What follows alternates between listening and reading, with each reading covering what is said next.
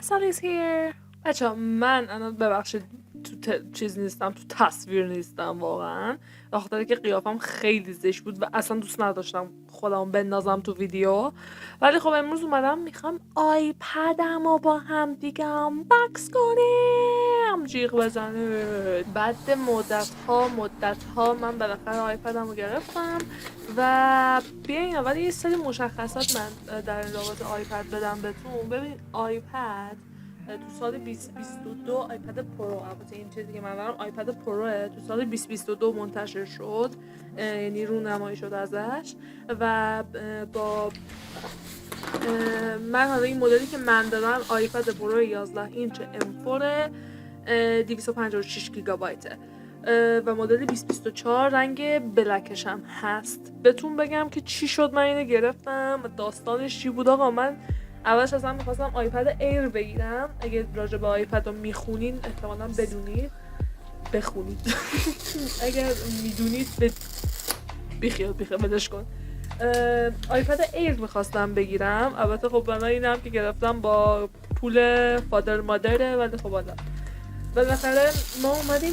من اول میخواستم آیپد ایر بگیرم، بعد یهو فادر گفت که تو که داری گوه میزنه به پول ما، حداقل دیگه بیا یه چی درست حسابی بگیر. دیگه منم دیگه آیپد پرو 11 اینچ پردازش M4 256 گرفتم. کف بزنید. حالا اینجا میبینین که من دارم بازش میکنم یا اول فصل. بچه این نگاه نکنین، الان من انقدر ریلکسم. وقتی داشتم اینجا آنباکس میکردم پشت صحنه داشتم جیغ میزدم، انقدر خوشحال بودم. واقعا یکی از بهترین تجربه های زندگی آدم میتونه باشه که به هدفش میرسه و چیزی که براش، حالا درسته حالا شاید پولشو نداده باشه یا هرچی، ولی به آرزوت وقتی میرسی خیلی خوبه.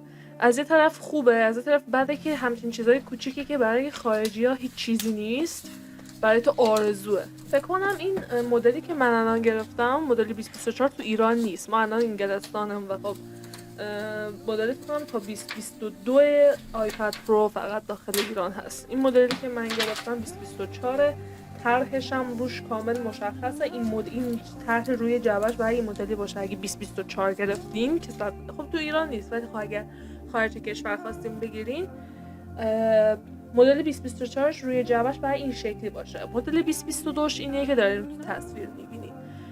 خلاصه که من اینجا آنباکسش کردم. راجع به اپل پنسل بهتون بگم. ببینید اپل پنسل به پول الان اینجا 129 پونده و واقعا خیلی گرونه.